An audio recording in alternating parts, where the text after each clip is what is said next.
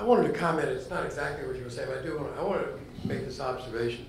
You know, we're living in a time of anti-government, and people think government is so bad.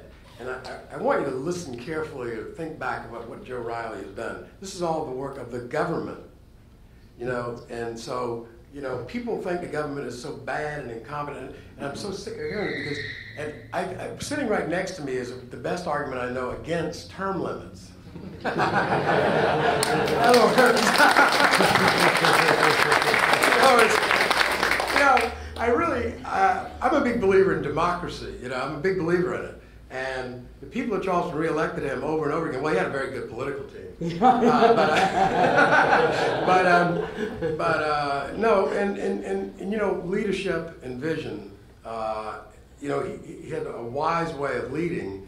But remember, both the federal government, I know this is unpopular to say, it's on quarters these days, but I want to say this.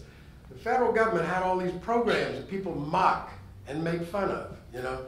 UDAG, we don't even know what these things are. Well, you know what they are because you're sitting in it and you're living in it. Right, yeah. What is Urban Development Action Grant? So there's all these things people love to make fun of. Yeah, this is the UDAG project. Yeah. So you can make fun of the federal government, and you can make fun of bureaucrats, you can make fun of big government, you can make fun of everything you want, make fun of it all day long. You're living in a city created by the government, and also by private developers, but the vision came from the government.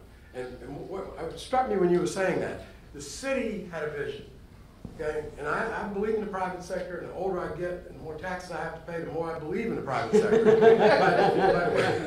but I'm just saying, I do want to say, government can be bad, but government can also be good. And in the right hands, this is a perfect example of how government in partnership with the private sector produce something very grand. And so I just want to make that observation. He wouldn't say that himself. So anyway, thank you. Thank you.